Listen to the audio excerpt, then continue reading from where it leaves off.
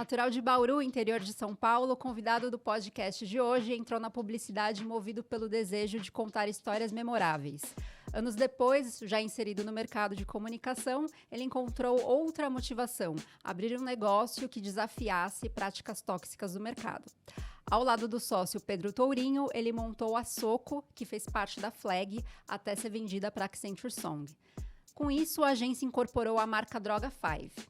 E é com ele, Felipe Simi, fundador da Soco e atual co-CEO da Droga 5, que eu, Isabela Lessa, recebo nesse A Ideia, podcast em que converso com pessoas sobre suas trajetórias, sobre seus negócios, para bater um papo sobre tudo isso.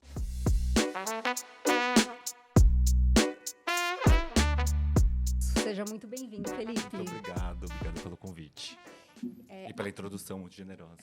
Além de co-CEO, você é chairman. Chairperson. A gente mudou de da propósito. Droga 5. Porque acho que tem uma carga bastante patriarcal, né, em chairman. Uhum. Então a gente mudou de propósito e fez esse movimento. Hoje em dia a gente está usando isso na Accenture Song como um todo. Legal. E voltando um pouco no passado, como eu comentei, você é do interior de São Paulo. Conta um pouco assim, como foi a trajetória até chegar na publicidade. Conto. Bom, eu sou de Bauru, como você falou, interior de São Paulo. Eu cresci lá a vida toda. E acho que desde pequeno eu me entendi uma pessoa criativa. E eu acho que eu costumo contar essa história do viés também da minha sexualidade. Acho que quando a gente diverge em algum sentido da sociedade, você precisa buscar maneiras criativas para até sobreviver àquele contexto. Então eu busquei essa minha maneira de viver na arte, na escrita. Então eu já escrevia bastante coisa, eu gostava muito de pintura, eu gostava de artes manuais. Então mergulhei nesse universo. Até então eu não tinha ideia de que eu ia fazer publicidade ou não ia fazer publicidade. Foi uma decisão que eu tomei até tardiamente. Eu achava que eu ia trabalhar provavelmente como alguma coisa mais relacionada a entretenimento, jornalismo. Mas a publicidade em si eu decidi fazer só quando eu estava no final do ensino médio mesmo. Muito incentivado por uma colega de turma. E que falou, cara, você já pensou em fazer publicidade? Eu não conhecia, não tinha muitas referências de publicitários naquela época, apesar de ter muita referência de publicidade. Porque era uma coisa que a gente consumia como entretenimento, praticamente, né? Tinham vários programas que celebravam comerciais. Eu lembro até que no universo de filmes mesmo, que é algo que eu consumia bastante quando eu era adolescente, o próprio Clio, por exemplo, era muito citado em vários filmes, assim, foi uma coisa bem forte dos anos 90. Então eu lembro que esse universo era interessante, mas Sim. eu imaginava que era menos conectado com a minha essência do que eu gostava de fazer. Achava que era mais distante dessa história de arte. E eu só fui descobrir isso, de fato, quando eu entrei na publicidade, que eu poderia brincar com as palavras para tentar fazer um mundo melhor, que era o que eu queria. E você lembra o que mais te marcou um comercial, assim, que era o seu favorito, que você esperava passar? Eu adorava vários quando eu era pequeno. A gente assistia, a gente não saía da frente da televisão, né, nos anos 90. Então não é que a comercial saía todo mundo, não, ficava todo mundo sentado esperando voltar ao programa. Então a gente realmente consumia como se fosse entretenimento. Aquilo eu tenho alguns na minha cabeça que eu gosto, assim. 360 quilômetros. 360 quilômetros, para um pouquinho, descansa um pouquinho. Então tem vários como esse que ficaram assim marcados na minha infância. Meus pais também cantavam uma música de comercial quando a gente era pequeno, que era Tá na hora de dormir, não espere mamãe mandar. Tipo, pra gente ir pra cama, era o comercial que, se eu não me engano, é do Cobertores Paraíba, não é isso? Eu acho que sim. Acho que é algo assim.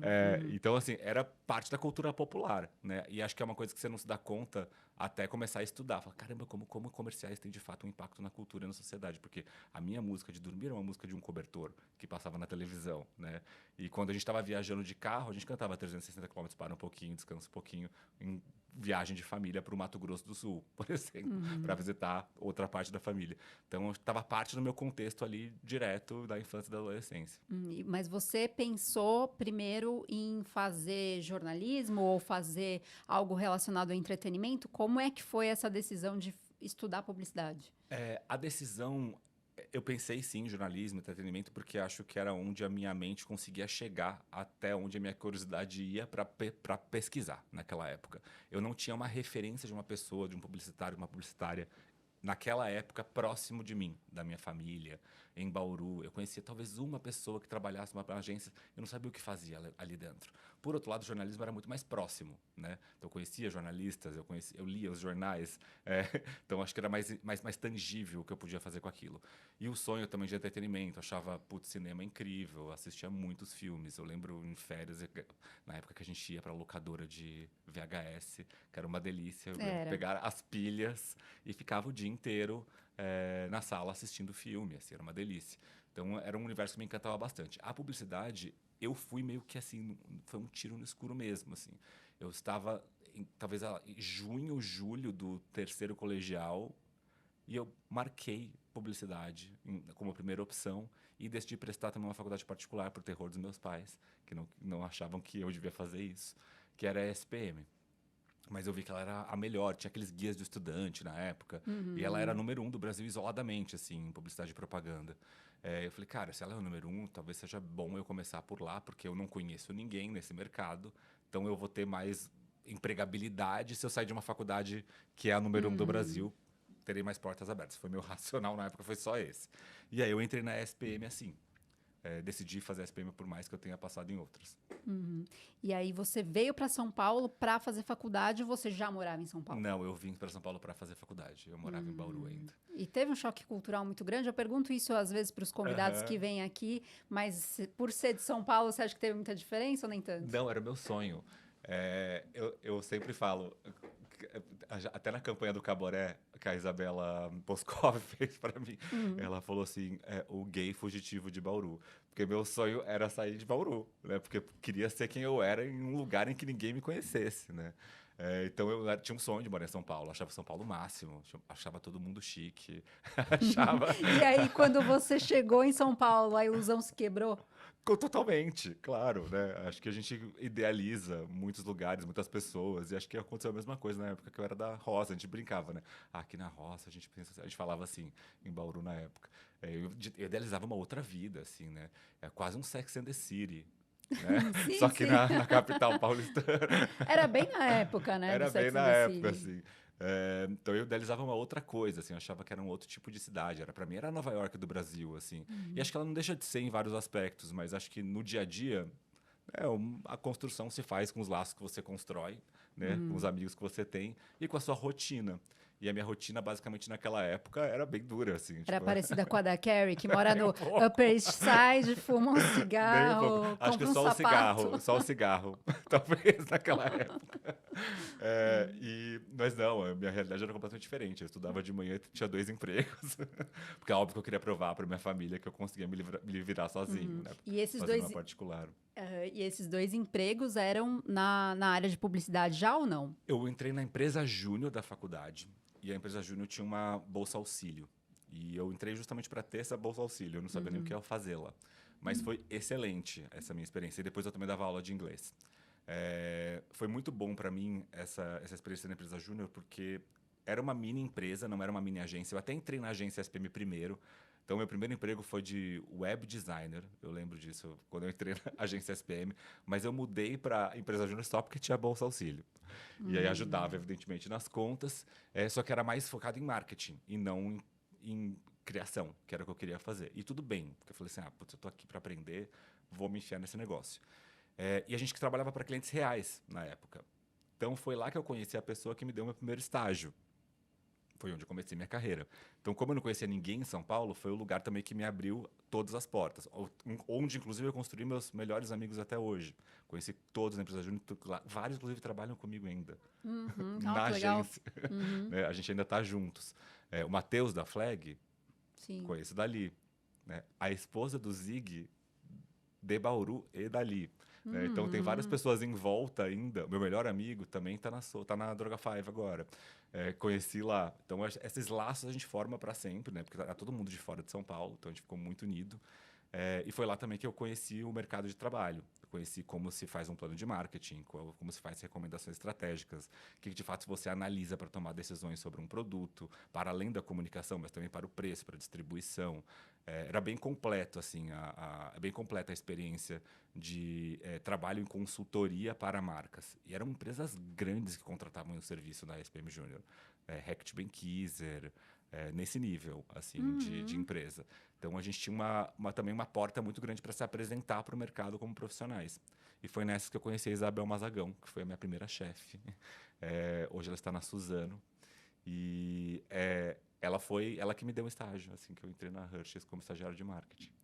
Você começou no lado das marcas, Lado mas das marcas. já nessa época você tinha noção de que você queria trabalhar com certeza. Criação, em agência? Sim, eu tinha. O desejo sempre foi esse. Mas eu não neguei o que se apresentou para mim como oportunidade. Porque era o que parecia legal também. Eu amei participar, né? Tipo, desse lado da experiência de comunicação mais do ponto de vista estratégico de marcas. Tanto que eu fiquei um bom tempo, né, tipo, nessa área de marketing. E em um momento até eu desisti. Falei assim, acho que eu nem vou mais perseguir a minha vontade de ser uma pessoa de criação e acho que eu vou continuar em marketing. Eu cheguei a tomar essa decisão em algum momento do caminho porque eu gostava do que eu fazia também. Mas aí um bichinho me picou quando eu estava na Unilever. Então eu fui para Hershey's, da Hershey's para Bacardi, da Bacardi para Unilever.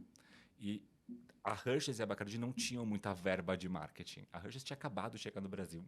A Bacardi era praticamente ativação de marca, então experiência.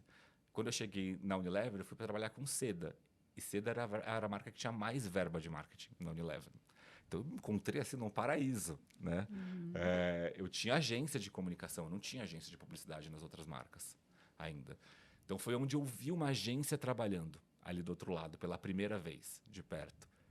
Eu briefei a agência, eu recebi propostas de volta, eu criei junto, eu propus coisas, eu vi o quanto eu conseguiria aportar ou não de valor no processo de criação. Foi ali que o bichinho me picou. Eu falei assim, putz, acho que eu vou ter que mudar tudo. E eu já estava indo super bem na carreira de marketing. E eu decidi pedir demissão para pedir emprego para as agências que eu conhecia. E como que foi esse processo? Durou muito tempo? Durou. Você ficou sem emprego, então, e Não, batendo na porta? Como é que foi? Eu fui muito honesto com o meu chefe na época na Unilever, pro Eric. Eu falei, cara, eu preciso ser honesto com você, eu vou embora, mas porque eu preciso experimentar ser redator. Se eu não experimentar agora, eu não vou nunca mais, porque você precisa fazer uma pasta, um portfólio, ter experiência, eu não tenho nada. Além das campanhas que a gente construiu aqui, que eu posso até ter ajudado em alguma coisa, mas não são do meu portfólio, eu não posso nem colocar no meu portfólio. Então, eu preciso começar um portfólio do zero. E aí eu falei com todas as agências que eu conhecia, assim, com quem eu trabalhei no meio do caminho, ou com pessoas que eu cruzei no meio do caminho. Eu recebi só não, quase, assim, porque era muito difícil entrar em criação. E eu ouvia coisas ainda que eram terríveis na época, que foi aí que o outro bichinho me picou, que assim, calma aí, o que esse mercado faz? Por que eles estão me tratando desse jeito, né? Era diferente a minha experiência no cliente, mas quando eu fui para a agência, eu ouvi coisas do tipo assim, cara, eu até poderia te contratar, mas acho que não seria muito legal para você aqui. A galera não gosta muito de gay na criação, sacou? Chegaram a falar isso. Chegaram a falar isso abertamente, assim, acho que você vai sofrer, assim, tipo, de verdade. Hoje parece um diálogo do The Office, né? Assim, e esse nem foi o equivocado. pior. Nem foi o pior que eu já ouvi, assim, nem de longe. Que eu nem cito mais, sabe? Do tipo, para não lembrar. Mas eu ouvi esse tipo de coisa e era completamente naturalizado. E eu mesmo entendia, né? Porque é verdade, né? Talvez eu vá sofrer muito. Então vou tentar para ela entrar por uma outra porta, né? Porque acho que talvez seja mais fácil. Mas eu não desisti, fui batendo. Aí o Marcelo Páscoa, que estava na New Content, era uma agência com quem eu trabalhava para conteúdo. E ele falou, cara, eu tenho uma vaga, vem trabalhar comigo. A gente se deu muito bem como agência cliente. E eu fui pro time dele no New Content. E aí, assim, nos primeiros dias que eu estava lá, eu já tinha certeza que era aquilo que eu queria fazer da vida. E você entrou como redator, você sempre gostou de escrever. Você escrevia desde cedo, desde criança? Desde criança. O que você escrevia? Poesia desde os, sei lá, 7 anos. Minha mãe tem uma pasta desse tamanho, assim. E você continua hoje? Ou virou uma daquelas coisas que a gente deixa... Não virou mais. Assim, eu não tenho mais esse hábito de escrever poesias. Eu ainda sou uma pessoa que escreve bastante. Eu tenho diário no celular de coisas que vêm na minha cabeça, que eu acho que eu preciso escrever. Sempre foi, para mim, um processo tanto de terapêutico, de escrever coisas, quanto também de não deixar escapar pensamentos que me parecem interessantes e podem servir para alguma coisa no futuro. Então, eu tenho um processo disso. Meu WhatsApp, por exemplo, eu tenho um WhatsApp comigo mesmo. Eu também. Que tem 1 milhão de coisas escritas ali. Que às vezes eu olho e falo assim, por que eu escrevi isso mesmo? Mas, sei lá, um dia pode me servir e se vem na cabeça eu escrevo. E aí você cresceu escrevendo poesias e aí você migrou para o bloco de notas mais recentemente no celular, mas você continua com essa coisa do papel ou você é mais Não, digital zero mesmo? papel, assim. Inclusive, Zero eu sou papel. 100% telefone. Uhum, Nem o computador eu uso muito para escrever. uhum. Meu marido fica apavorado. Ele fala, como é que você consegue escrever esse texto de 6 páginas no celular? Assim. Nossa, textos Sim, longos então você escreve, consigo. mais coisas, textos de trabalho também. Também, se precisar, assim. Eu, Uhum, sim. obviamente, uso muito computador, mesmo porque a gente trabalha com apresentações, aí é mais complexo fazer telefone. Mas, se é texto puro, eu escrevo em qualquer lugar. E como foi para você aprender o texto publicitário? Foi um processo que eu acho que veio desde a faculdade de entendimento técnico. Acho que foi bem importante entender lá, mas na prática é muito diferente do que você aprende na faculdade, né? Eu acho que eu aprendi vendo pessoas fazendo e estudando o que pessoas fizeram. É, e eu sempre gostei de conectar a arte, entre aspas, de texto com o planejamento. Eu sempre achei que era muito importante as áreas estarem mais próximas, que foi o meu teste na New Content. Assim, vamos trabalhar todo mundo num grupo só, liderado pela mesma pessoa. E aí a gente consegue trazer mais, né, sinergia entre o planejamento estratégico e criativo com o que vai sair de fato em execução criativa. Então, acho que essa sinergia foi onde eu consegui aprender mais. Qual que era o valor das palavras para trazer resultado para marcas e Tá. ações do consumidor. Eu acho que foi nesse processo de juntar mais as coisas. Não é à toa que quando a gente chegou na Soco, a metodologia de trabalho da Soco passa muito por esse lugar de colaboração, que é onde eu acredito que a gente brilha mais. E voltando para o ponto que você falou sobre ser gay, e daí você bateu na porta das agências, ouvia aquilo abertamente, acho que você não vai se dar bem aqui.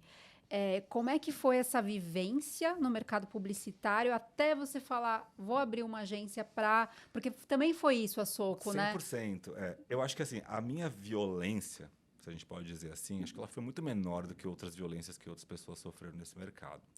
Acho que não é, evidentemente, uma competição de dores, mas eu costumo dizer que o tipo de violência que eu senti ainda foi bastante pequena, perto do que pessoas negras, por exemplo, viveram nesse mercado, ou que pessoas trans ainda vivem nesse mercado. É, então, eu via que esses corpos dissidentes, como a gente chama, estavam fora da publicidade mesmo, né? Quando eu estava do lado do cliente, eu não me lembro de ter trabalhado com nenhuma pessoa negra até eu conhecer uma única pessoa negra na Unilever. E quando eu fui para a agência, eram majoritariamente homens brancos trabalhando na criação, héteros mesmo, assim. E as agências com quem eu trabalhava também na Unilever eram todas iguais, nesse sentido. As mulheres estavam todas no atendimento, o planejamento e a criação era todo de homens. Às vezes, alguma mulher no planejamento, mas era muito raro. E na mídia era um pouco dividido ali. Mas a criação era 100% dominada. Assim, eu acho que eu não lembro de nenhuma exceção na minha época ali. De nenhuma mulher na criação, ao menos que eu tenha conhecido, na minha vivência como cliente e também na minha vivência como agência. Eram poucas em liderança zero que eu conheci ali. Mas eram poucas ali que uma diretora de arte aqui, uma redatora aqui, mas que de fato ocupavam cargos de liderança, nem mulheres desse gênero tinha, assim. E para mim isso nunca fez sentido. E não porque eu sou só, não é só pela minha essência justiceira, é porque eu sou uma pessoa realmente que tem essa essência justiceira. Mas é porque para mim, acho que nessa indústria, e eu sempre falo isso, como é que você vai de fato conseguir falar com o Brasil real se você não tem o Brasil real criando para o Brasil? Né? Então, a diversidade, especialmente para o nosso país, eu acho que ela está muito conectada com o nosso potencial criativo e de gerar resultado para as marcas. E eu nunca deixei de falar sobre isso e eu nunca vou deixar de agir nesse sentido também. Porque para mim não tem outra saída. Eu acho que é uma questão de sobrevivência da indústria que é assim inegociável. Então, para mim, acho que veio desse lugar. Assim, quando eu for montar uma agência, ela vai buscar proporcionalidade, que é ser o mais proporcional possível com a população brasileira para, de fato, refletir as vivências do nosso Brasil dentro de casa e conseguir esse resultado que a gente quer do consumidor a partir desse repertório que essas pessoas trazem para a mesa. E você é de uma geração... porque nos últimos anos, teve muitos executivos que saíram de agências de grupo e abriram operações independentes. Mas você veio de uma onda anterior que você abriu uma agência independente ali do zero. Como é que foi esse momento, esse processo de abrir um negócio que não é fácil? Eu acho que eu fui um pouco, talvez, ingênuo na época, assim. E eu acho que talvez isso tenha me ajudado a fazer dar certo. Porque eu não tinha grandes ambições de ser uma das maiores agências do país, as mais premiadas, que fica nos rankings, como a Soco chegou a ficar, né? Até então, a minha vontade era simplesmente provar um ponto. Eu quero provar para esse mercado que é possível construir uma agência que, sim, combate práticas tóxicas, como você falou até na introdução, uma delas sendo a barreira para a diversidade, mas tantas outras, ao mesmo tempo em que entrega um trabalho criativo relevante. Então, eu sempre falei que era um movimento mais escorpiano, porque eu sou muito escorpiano. Meio vingança. Assim, que eu vou mostrar para esse mercado que dá certo fazer desse jeito.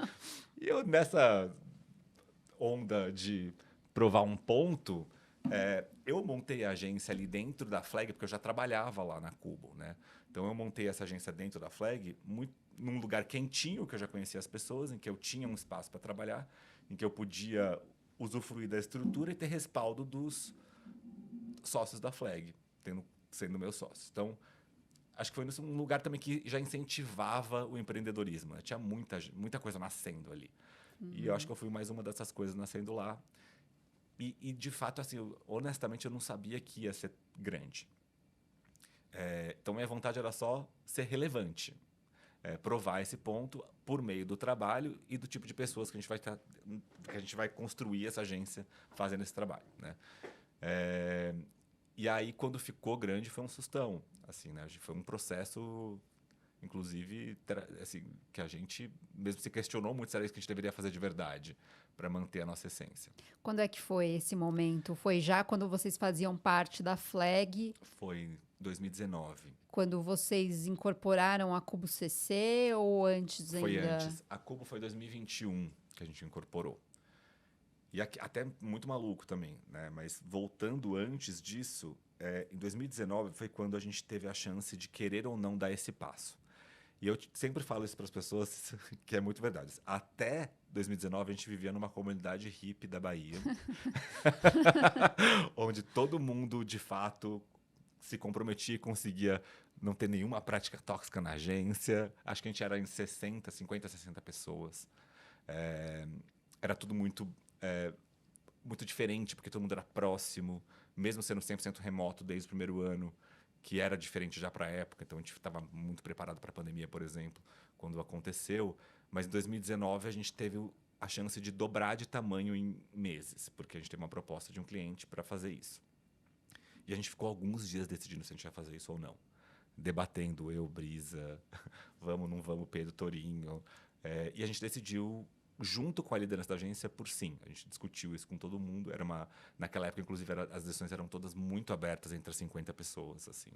A gente tomava todas... Essa reunião existe até hoje, que é uma reunião mensal que a gente tem na agência. Mas naquela época era diferente, porque você, de fato, podia abrir para todo mundo opinar, né? Quando você fica com 350, já não dava, né? Mas com esse tamanho, a gente falou, putz, a gente está com essa oportunidade, o que vocês acham? Bora. Vamos trazer mais gente para participar disso, porque a gente também aumenta o nosso impacto. E foi a mesma coisa quando a Cubo foi incorporada pela Soco, em 2021, que eram 100 pessoas a mais na Cubo, a gente estava com 200 na Soco, então a gente passou a ter 300 pessoas em 2021 e a decisão foi o mesmo lugar, eu lembro até hoje que alguém falou, putz, quando você vai numa manifestação, você espera que tenha uma galera. E essa galera junta que vai fazer o barulho. Quando a PM conta e fala assim, tinha 1 milhão de pessoas. Por isso, a gente falou, puta, vamos juntar essas 300, então, que ainda a gente tá perseguindo o mesmo objetivo com muito mais gente. Aí pra gente fez sentido e bora. Uhum. E aí vocês ganharam essa dimensão e o ganho de escala de uma agência, eu imagino que deva ser desafiador, manter aquela essência do começo, aquela cultura. Muito. Daí você falou, era uma comunidade hippie e vocês viraram de fato uma corporação depois. Viramos uma agência grande. E qual que foi o que vocês fizeram para não perder essa essência? A cultura, ela para mim, ela sempre foi um dos pilares essenciais da agência, independente se a gente tinha 3 pessoas ou 300, assim. Inclusive, acho que quando as pessoas saem até da agência e vão para outro lugar, elas sempre falam, putz, eu sinto falta da cultura. Porque a cultura é muito forte até hoje. Ainda dentro desse contexto que a gente faz parte de outra grande corporação e com outro nome. A gente sempre teve uma cultura baseada na escrita. Então, tudo é muito dividido em documentos. Todo mundo sabe o que está fazendo lá, qual que é o nosso propósito maior de trabalho, qual que é o nosso compromisso enquanto agência e onde a gente quer chegar com isso. Então, cada pessoa ali sabe que tem 2 objetivos. Um é, a gente está aqui para combater e provar que dá para fazer trabalho foda combatendo. Então, esse era um. Todo mundo sabe disso, está escrito, acho que, no coração de cada pessoa que trabalha lá até hoje. Combater não quer dizer que não vai ter, óbvio. Então, você tem que ser um agente que ajuda a gente, né? Ajuda essa agência a combater essas práticas tóxicas. E o segundo ponto é todo mundo, independente da área que trabalha nessa agência, tem que criar histórias de marca que repercutem organicamente porque elas são relevantes para a sociedade e para a cultura. Então, todo mundo, se você trabalha em relações públicas, você tem esse objetivo, em atendimento, você tem esse objetivo, em produção, você tem objetivo, em redação, em direção de arte. Independente da área, todo mundo tem um único objetivo, que é botar a história foda na rua também. E isso, claro, a gente deu ferramental para as pessoas fazerem. Então, a gente tem várias ferramentas de trabalho, por exemplo, o nosso processo criativo que chama Ritual, e eu gosto de falar dele bastante porque... e chama ritual de propósito, não é processo. Né? Ritual a gente não pode não fazer para ter o objetivo final conquistado, tipo ritual de magia. Você tem que seguir aquele passo a passo. Ou ritual de skincare. Você tem que passar primeiro o sérum e depois o creme. Senão não dá certo. Senão não funciona. Exato.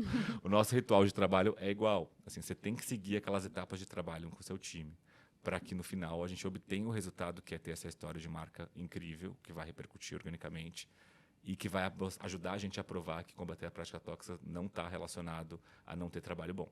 Né? Então, todo mundo está mesmo nesse lugar. E o ritual está basicamente concentrado dentro de uma premissa de colaboração, que é todo mundo cria. Eu acredito nisso piamente. Assim, acontece sempre? Não.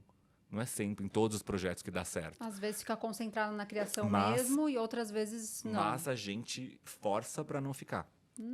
Via o ritual. Que é você tem que tentar seguir isso aqui para dar certo. E a maioria das vezes que não segue, não dá certo mesmo. Então é ótimo que as pessoas aprendem. Assim. E o processo, por exemplo, ele tem uma parte do trabalho que chama 3 coisas. E ele tem esse nome de propósito, porque é que todo mundo que trabalha nesse projeto ou nessa marca, nesse FII, independente da área e da senioridade, tem que levar para uma reunião que dura 2 horas. Ninguém tem que dar nenhuma opinião, você tem que ouvir só o colega. E o colega de qualquer área e qualquer senioridade tem que levar 3 coisas que ele acha que vão ajudar a resolver aquele problema, aquele briefing. Isso tudo é escrito num único documento. Todo mundo passa essa reunião lendo suas 3 coisas, e podem ser ideias, referências, dados, Uma palavra, qualquer coisa. E é sempre muito bom, assim. E a gente tem vários casos em que aquele brilhinho que vai acabando levar a ideia que vai para a rua nunca vieram de redação ou direção de arte, que são as pessoas consideradas criativas numa agência, que é uma coisa que eu nunca entendi também. Por que só essas 2 pessoas são criativas e todo o resto não? Né?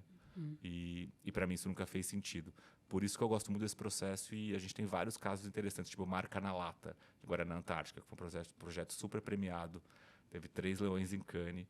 O grande insight veio uma pessoa de dados, que fez uma conta e mostrou que as latas de Guaraná Antártica elas têm um impacto em TRPs, que é uma métrica de mídia, maior do que vários influenciadores e programas de televisão, por conta da rotatividade do Guaraná no Brasil. Então, a partir desse dado que ela trouxe no 3 coisas, isso virou toda uma campanha, né? Que foi super premiada em Cannes, inclusive, com esse insight. Então, eu acredito muito nesse processo de colaboração. Essa é uma parte essencial da nossa cultura.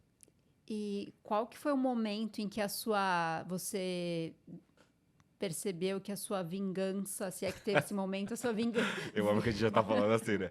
A vingança escorpiana. Quando foi que a vingança escorpiana eu já não penso assim funcionou? Hoje. Mas você teve esse gostinho, assim? Claro que eu tive. Eu nunca neguei que isso foi o meu impulso. Eu não acho que ele é o melhor dos impulsos, mas ele deu certo. Eu já não penso assim hoje. Mas acho que eu senti, talvez com o nosso primeiro Leão em Cannes, acho que foi bom, porque acho que provou o ponto, putz, a gente está conseguindo fazer um trabalho incrível. Foi em 2017, nosso primeiro Leão em Cannes. A gente fundou a agência no final de 2015, então foi rápido, assim, putz, a gente está no caminho certo. Mas quando eu percebi que a gente tinha, de fato, construído uma coisa que eu não tinha ideia do impacto dela, foi quando era a pandemia, 2021. Eu recebi uma mensagem no LinkedIn de uma diretora de escola de ensino médio, de Curitiba, pedindo para mandar um vídeo, porque todos os alunos queriam fazer publicidade, queriam trabalhar na agência. Olha. Aí, esse dia, juro, eu fiquei assim, eu tive uma crise de pânico quase, para entender a dimensão do trabalho e da responsabilidade que a gente tem com o que a gente faz e o que a gente fala. Eu fiquei, você tá vendo que eu fiquei emocionado, porque só de lembrar disso é uma coisa que me tocou muito na época. E eu falei, cara, se a gente está chegando nesse lugar, né, com o nosso trabalho, todos nós como publicitários, eu não estou falando da Soco aqui, eu estou falando do nosso ofício, da nossa disciplina, da nossa indústria. Ela não tem só o papel de impactar as pessoas com as mensagens que a gente cria, com os textos que a gente escreve, que viram comerciais ou que viram ações de marketing e que vão gerar alguma reação na sociedade, porque no fim do dia a gente está impactando a sociedade com as palavras, com as coisas que a gente cria. Mas, cara, a gente está impactando essa galera que está na escola também, sonhando em fazer esse tipo de coisa que a gente faz, da mesma maneira que eu sonhava com coisas parecidas quando eu ouvia a minha mãe cantando aquela canção de Ninada do Cobertor que passava nos anos 70, né? Então tem esse impacto muito grande cultural e social, e isso me trouxe uma carga de responsabilidade muito grande, e acho que ainda maior do que eu já sentia antes, e também uma sensação de realização. Eu falei, caramba, acho que a gente realmente conseguiu fazer o que queria aqui.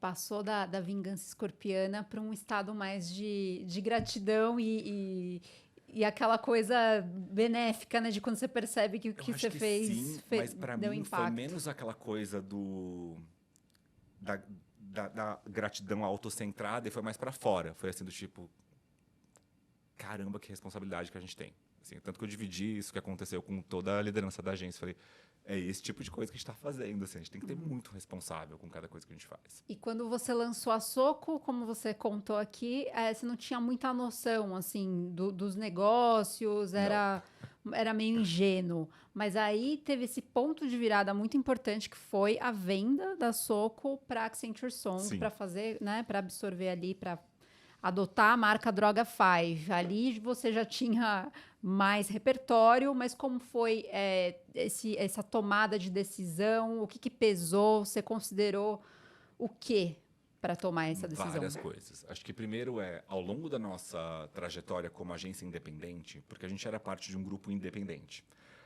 Brasileiro, exato. Então, a gente sempre foi uma agência não atrelada a nenhuma holding global. Como a Soco ela ganhou uma visibilidade rápido, porque por conta dos rankings, principalmente, né? Scoping faz aquele ranking a cada 2 anos. Foi um susto, inclusive, para a gente, o primeiro ranking que a gente viu, que a Soco estava em primeiro lugar em várias posições, em segundo, terceiro. Estava sempre ali no top 5, na leitura, acho que de 2022 ou 2021, não me lembro agora. Foi um susto ver como as pessoas já tinham uma percepção muito positiva da agência. E nessa época, também foi a época que a gente foi mais abordado por grupos para aquisição. E a minha posição sempre foi contrária a esse movimento, porque eu tinha justamente muito medo de perder a cultura. E eu sou uma pessoa neurótica, controladora. E eu sempre falei isso, até quando eu fui para lá, eu falei assim, galera, eu sou insubordinado. Para mim vai ser um trabalho enorme ter chefe, porque eu sempre fui muito senhor das decisões que a gente tomava, junto, evidentemente, com os meus pares ali na agência. Que pensam muito parecido, ou se não pensam parecido, é melhor ainda, porque a gente se ajuda e se complementa. E eu tinha muito receio de perder isso. Ao mesmo tempo, conforme você cresce, os desafios aumentam drasticamente, dentro de uma construção de negócios, né? Aqui não estou falando nem de reputação ou de cultura, mas de negócios. E, evidentemente, quando você é independente no Brasil, existe uma dificuldade muito grande de você conseguir manter a agência saudável em todos os aspectos, culturais, humanos, de produto, financeiros. A gente conseguiu com a Soco até a gente vender, inclusive. Mas eu tinha muito medo do futuro, assim, com movimentos em que eu estava vendo marcas concentrando mais em grupos, A gente veio um movimento de especialização 4 anos atrás, que ele foi diminuindo ano a ano, né? Buscando mais, as marcas cada vez mais buscando eficiência de custos.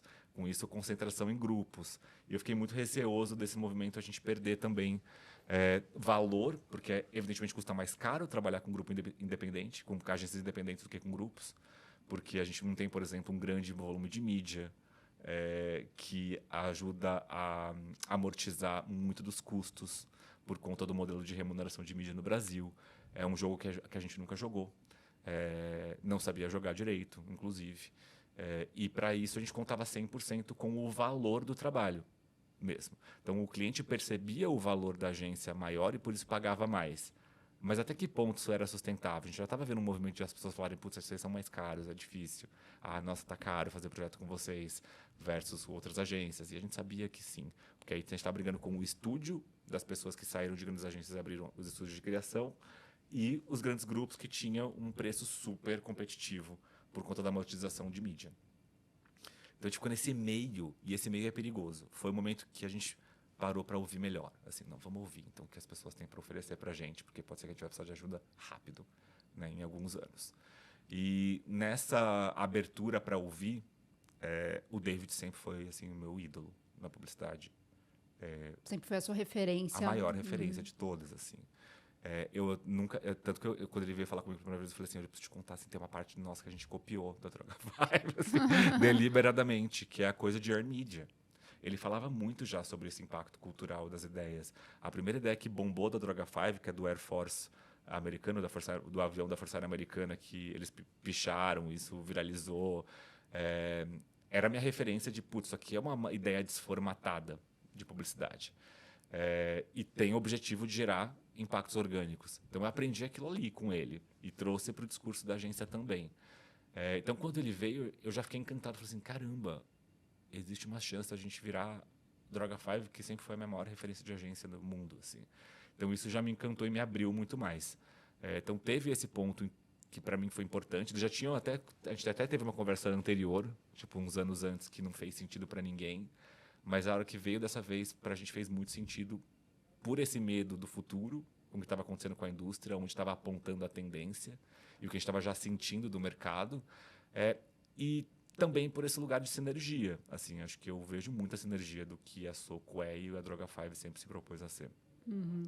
E teve algum momento da sua carreira em que você se deparou com fracasso? E se sim, como Claro. você lidou com isso? Muitas vezes. Uhum. Tem algum episódio assim? Tem alguns. Eu acho que é impossível não viver muitos fracassos até você conseguir acertar. Assim. E acho que eu tive fracassos como empreendedor. Eu já tentei fazer uma empresa antes de fazer a Soco na própria Flag e ela não deu certo. Ela fechou. Porque não prosperou. Eu tive fracasso como criativo, de colocar ideias que eu acreditava fielmente na rua e elas eram ruins. E acho que esse também foi um dos meus aprendizados de entrar num processo criativo sabendo que eu sou a pessoa que sabe menos. E isso me ajudou muito a ser um líder criativo melhor, de ouvir mais as pessoas e as perspectivas das pessoas em vez de aceitar somente a minha verdade. E eu sempre falo isso para todo mundo que entra nessas lideranças de criação, que é, cara, assume que você não sabe, porque se você acha que tem toda a curiosidade do mundo, a tua curiosidade alcança um lugar que a minha alcança e vice-versa, né? Tipo, vai mudando isso, a tua não alcança aqui, a minha alcança. Tem que abrir e ouvir. E eu, às vezes, naquela empolgação de, não, essa ideia é legal, essa ideia é legal, essa ideia é legal, botei na rua, era ruim, assim, não deu sucesso nenhum, não fez cócegas. E primeiro foi difícil de admitir? Foi, né? Sempre é. E quem te abriu os olhos? Ou foi um trabalho interno ali? Não, foi todo mundo. A Brisa mesmo falou assim, mas essa ideia era muito ruim. Você lembra qual foi? Dá Eu não pra vou contar? falar. Eu não vou falar para não expor o cliente também, mas o próprio cliente também deve falar assim, essa aqui vocês mandaram mal pra caralho. Não rolou. Mas é que também prejudicou a marca.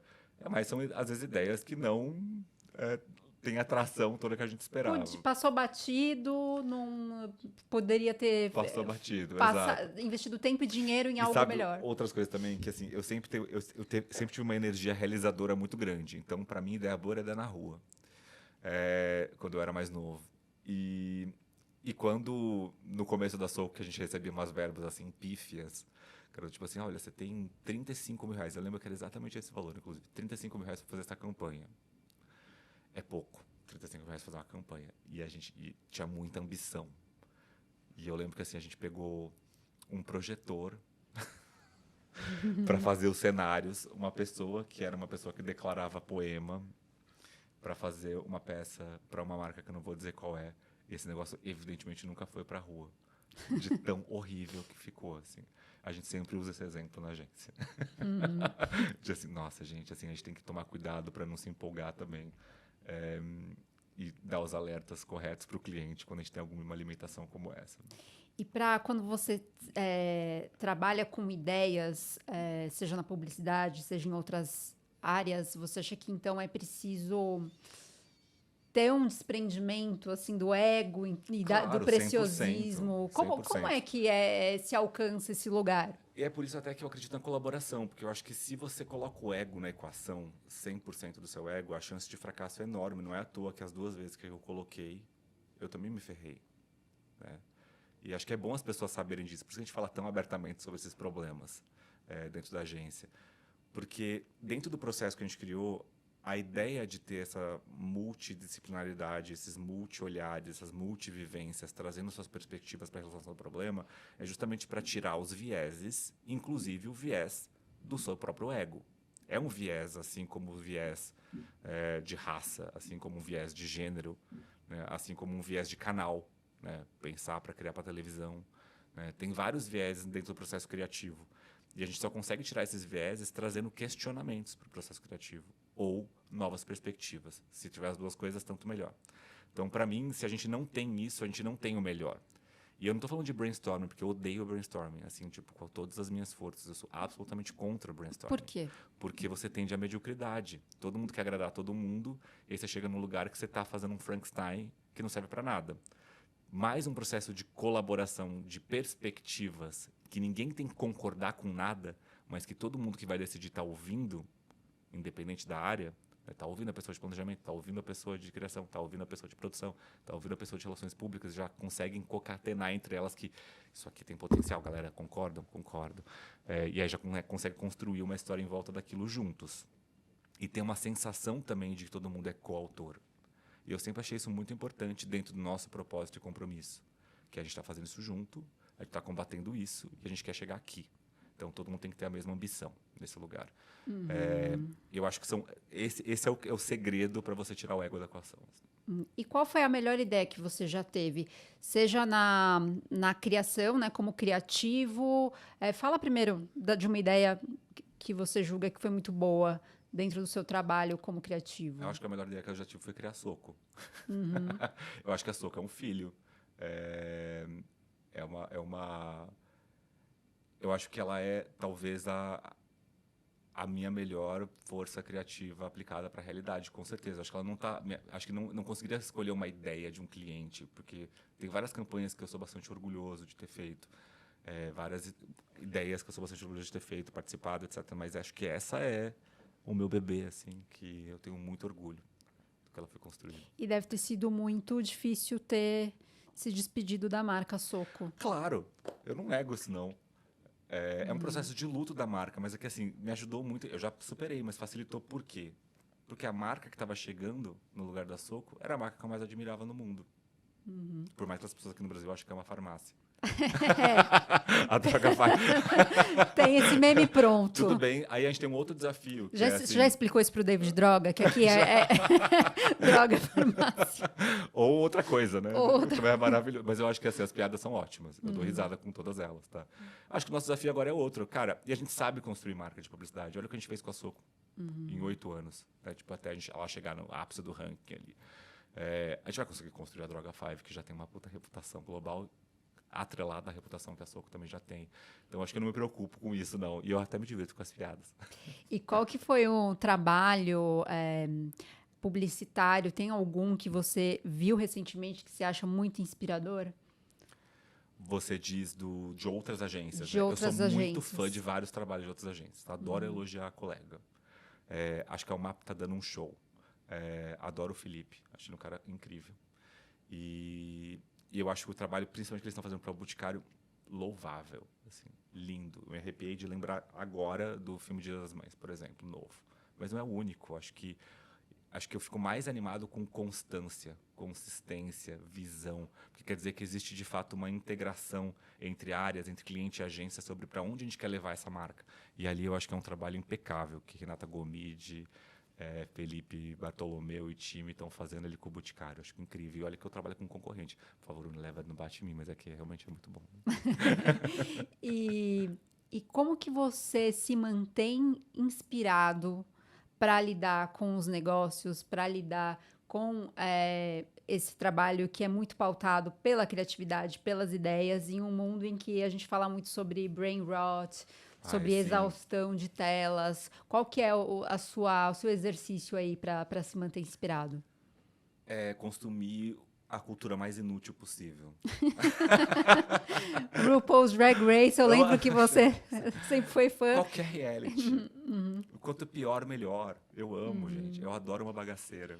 E você gosta de novela também, que Amo não é novela. exatamente bagaceira, né? Estou Mas acompanhando enfim. Vale Tudo todos os dias, ligando que, tal qual os maias, eu sento na televisão, 9 da noite, espero começar, assim. Acho que eu gosto de consumir cultura popular e eu aprendi isso, na verdade, na faculdade, lendo Washington Oliveto. Ele falou, e eu falei, isso vai ser fácil para mim, porque eu já gosto disso tudo. E eu realmente acho muito importante. Consumir tudo que o Brasil consome de verdade, assim, adoro, assim, adoro. As músicas que eu escuto são uma loucura, assim, o meu retrospectivo Spotify é assim, Tem de de tudo. brega funk a tecnobrega a Beyoncé, assim, sabe? Mistura tudo e eu consumo real, assim. Buscar múltiplas referências Muitas, e estar em múltiplas. contato com muita coisa Eu sou muito para. aberto a qualquer coisa nova que apareça na minha frente. Mas você disse que fica muito no celular, anota tudo ali, não tem que ter esse momento de detox às vezes? Isso acontece em algum momento? Tem 100%, assim, e eu faço todo ano. Todo janeiro eu fico 10 dias longe de tudo, todo, sem telefone, num retiro que eu faço. Entrego o telefone na entrada, pego na saída e passo ali todos os dias só comigo mesmo. Uma coisa White Lotus, última temporada. Deixa o celular Eu lá. acho que existe essa fantasia quando eu conto para as pessoas, ou White Lotus ou Nine Perfect Strangers, as pessoas sempre pensam isso, mas é muito mais simples que isso, assim, na verdade. Porque você fica sozinho Ficar e não tem sozinho, nenhum incêndio para apagar, que nem aquele pai não de tem família nada, que. exato. E eu sempre falo que, assim, a primeira vez que eu fui foi difícil, mas eu já vou há muitos anos. Então, a primeira vez que eu fui, eu senti que eu era ótimo nos 2 primeiros dias, mas nos 3 seguidas, a gente tem um negócio que chama tempestade mental, que eu achei que tudo de absurdo estava acontecendo na minha vida de verdade. Tipo, a minha cachorra morreu, a Soco fechou, meu marido me largou, sabe essas coisas? Que seu cérebro vai criando para você voltar para a realidade que ele está acostumado. Então, eu já passei por isso a primeira vez, já entendi como é que funciona, já não sofro nas outras. Então, para mim, acho que é o que me salva. Acho que são essas duas coisas, na verdade. Acho que uma é isso, e a outra é que assim, eu tenho uma vantagem gigante que é eu durmo. Eu desligo e durmo. Dorme Exatamente. A bastante. hora que eu tenho que dormir, eu durmo. Eu desligo o telefone e durmo. Então, acho que isso ajuda muito. E quais são as suas outras paixões, né? Um pouco antes da gente começar a gravar aqui, você falou que adora Adoro cantar. cantar. Aham. Fez aula de canto? Fiz aula de canto. Eu acho que assim, as minhas paixões, elas vão para lugares que estão conectados também com criatividade de alguma forma. Então não fogem muito da nossa essência do trabalho, assim, mas que me levam a coisas que eu consigo aprender algo técnico que não seja relacionado a algo extremamente mental. Então, por exemplo, o canto, que eu consigo aprender ferramentas para melhorar em alguma coisa que estão no meu corpo, ou a meditação, ferramentas que eu consigo melhorar alguma coisa que estão no meu corpo, ou yoga, que eu também faço. Ferramentas que eu consigo usar o meu corpo para aprender a ser melhor em algo. Então eu gosto disso e eu trato o zero como performance. Então para mim é o que é, eu sou bom nisso desse jeito, não consigo ser melhor, vou desafinar, não tenho capacidade com agudos, mas me faz muito bem fazer aquilo. E aí você canta no chuveiro, frequenta karaokê. Karaokê, acho que na agência a gente tinha um hábito de ir bastante, acho que faz tempo que a gente não vai. E aí você era a estrela do De karaokê. jeito nenhum. Ao contrário, eu não queria de jeito nenhum que as pessoas me vissem cantando. Mas eu sempre acabo cantando, né? Porque você toma um pouco de cerveja e vai lá e sobe no palco e você acha ótimo. E qual música que você gosta de cantar? Acho que assim, tem uma. talvez a minha banda preferida seja Spice Girls, de todas que existem no mundo. Foi no show, na Fui turnê a que elas 3. fizeram? Ah, 3 shows. Porque Foi quando elas fizeram um show em Não, Manaus, né? mas eu era novo. Eu tinha 12, 13 anos, eu acho, naquela época, quando elas vieram pra Manaus. Mas eu fui no Reunion, agora em 2019. Eu e meu marido, que por acaso também é fã, a gente não sabia antes de se conhecer. Assim, tipo, no começo do namoro, descobriu depois. Ele é muito fã. Eu fui a 3 shows, ele foi a 4. Logo antes de Cannes, em 2019. E foi tudo, assim, era o meu sonho de infância. Assim, eu tinha um pôster no meu quarto, um era Spice Girls, o outro era Nirvana, pra compensar e eu não sofrer tanto bullying. Mas diz muito do meu gosto eclético, eu escuto tudo isso de verdade. Agora meu cabelo tá assim só pra eu ir no show do Oasis, por exemplo, em julho, que é o outro reunion. Oclinhos John Lennon, Adidas. Mas eu então sou cafona temático. rola sempre uma Spice Girls no karaokê. Spice Girls, um Justin Bieber, adoro um popzinho, um funk, um Claudinho Bochecha, Nosso Sonho. E o que você mencionou todas essas coisas, né? Que elas ajudam a manter a inspiração, a se manter no eixo, yoga, canto. Mas qual que, no trabalho, no dia a dia, qual que é a beleza que você vê em trabalhar com publicidade hoje? Pra mim, acho que é o que eu já falei aqui, inclusive. Eu acho que a publicidade, pra mim, ela tem esse ingrediente mágico, de fato, de influenciar as pessoas. Então, acho que a gente consegue mudar coisas no mundo, na sociedade, na cultura, via a nossa profissão. E eu acho que são raras as chances que as pessoas têm de fazer isso no mundo, em outras profissões. Claro que a gente não está fazendo nada milagroso, a gente não está salvando uma vida, mas de repente a gente está melhorando algumas, dependendo do tema que a gente traz. Ou a gente está fazendo alguém sorrir, dependendo do texto que a gente tem. Ou a gente está fazendo alguém se emocionar, dependendo da atuação que está naquela peça. Isso tudo tem um impacto nas pessoas, na sociedade, na cultura. Então eu sinto que essa possibilidade que a gente tem de fato entrar na casa das pessoas e na vida das pessoas e aquilo trazer algum tipo de ação que não seja necessariamente só conectado a uma transação comercial, que no fim do dia é o que a gente está aqui para fazer, é o que me motiva todos os dias. E a publicidade, mais do que nunca, está muito conectada a pautas contemporâneas. Você falou da campanha, né, de Boticário, que fala sobre as mães tentantes e tudo. Dentro de todos esse leque aí de assuntos que acabam esbarrando de uma forma ou outra na publicidade, qual é o tema que tem te chamado a atenção? Eu diria que planeta mais, hoje em dia. De qualquer forma, eu acho que a gente não exauriu nenhum tema. Eu acho que a publicidade ela tem essa mania de tratar como tendência o que, na verdade, é urgência. E então, a diversidade, por exemplo, de corpos é uma coisa que parece já, cansou, chega, ninguém aguenta mais falar sobre isso.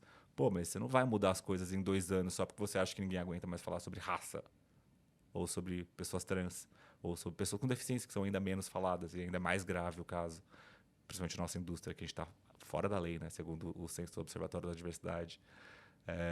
Então, eu acho que nenhum tema foi falado o suficiente. Eu não acho que todas as marcas deveriam falar sobre qualquer tema, que é uma coisa que as pessoas acham, às vezes que eu não acho. Acho que não é para todas as marcas. Mas eu sinto que todos os temas deveriam ainda ser exaustivamente trabalhados do ponto de vista de corporações mesmo, assim, não necessariamente pela publicidade. Eu prefiro que as pessoas façam do que falem. Vai lá e faz, então, direito, né? Não necessariamente precisa falar sobre isso, mas eu sinto que a gente está longe do fazer também. E talvez as pessoas que falem mais para fazerem mais. E acho que dentro desses recortes que eu falei, muito chato o que está acontecendo com publicidade, mas planeta acho que ainda é pior, assim, que a gente fecha completamente os olhos para o que está acontecendo na Terra hoje em relação ao clima, por exemplo. E tem caminhos que a publicidade pode encontrar para né? atuar e inclusive tem iniciativas dentro da Droga Sim, 5. eu descobri na Droga 5 muito mais sobre isso, que eu percebi o quanto a gente também era atrasado aqui no Brasil como um todo e na agência sobre a nossa redução de impacto na publicidade do planeta. E Felipe, voltando a descontrair, já caminhando para a reta final do nosso papo, você mencionou que reality show, coisas mais populares são valiosas para você. Dá uma dica, fala o que você tem consumido recentemente. Ai, meu Deus. Que tem te divertido, te inspirado, te entretido. Pode ser um livro, pode ser uma série. Ó, primeiro eu vou indicar Vale Tudo. Gente, assistam. Tá muito boa. Eu assisti a versão de 88 2 vezes. Eu sou muito fã da novela. Acho que é a melhor novela já escrita pra mim, assim, é Vale Tudo. Acho um primor. E eu tô amando o remake, assim, pra caramba. Não é porque a gente tá trabalhando na campanha, não, de Vale Tudo. Mas é verdade, assim, eu tô completamente apaixonado pelo remake, então indico bastante. Que mais? Acho que de reality, você já me deu a letra, eu assisto o RuPaul Drag Race, eu acho que todo mundo deveria assistir aquilo. Eu acho que é fundamento. Formação. Formação, exatamente, de qualquer pessoa assistir aquilo. E é impressionante como a arte drag foi evoluindo ao longo dos anos, né? Você também já assistiu, né? Opa, Bastante. Então, tipo, você vê o que maratonei. acontece do primeira temporada pra agora, né? Acho que tá na 17ª, se eu não me engano. É muita coisa legal, assim, que como evoluiu para a arte mesmo, assim. Acho que tem bastante de aprendizado ali para publicidade olhar. Acho que essas duas dicas acho que são boas. Dentro de um lugar de cultura popular extrema e outro lugar para vocês conhecerem um pouco mais de uma cultura, uma subcultura muito rica na comunidade LGBT, Só que é a pra, arte drag. e só para arrematar, você acha que uma boa ideia hoje, ela está necessariamente atrelada à cultura popular? Sim, acho que quando você pensa em cultura popular, a cabeça normalmente vai para um lugar tipo assim, meme, conversa, não é isso, né? Cultura popular é muito mais abrangente do que isso. É que eu acho que existe uma falácia no mercado, porque eu sinto que toda vez que cultura popular aparece, é para esse lugar que a conversa vai, e não é. Mas, por exemplo, quando o Boticário traz para a mesa, né, falar sobre as mães tentantes, isso é parte da cultura, da sociedade que a gente está vivendo hoje. Então, eu acho que é impossível você tocar as pessoas e conseguir uma ação delas se você não criar uma história que de fato esteja conectada com a cultura e com a sociedade. Essa é uma crença que eu levo para a Soco e para a vida. Felipe, obrigada pela sua Obrigado participação você. aqui no A Ideia e até a próxima. Você assistiu a mais um episódio de A Ideia, continue acompanhando os episódios nas plataformas de e-mail e mensagem, na nossa página no YouTube e em todos os agregadores de podcast. Os episódios são gravados no Content Club em São Paulo. Até a próxima.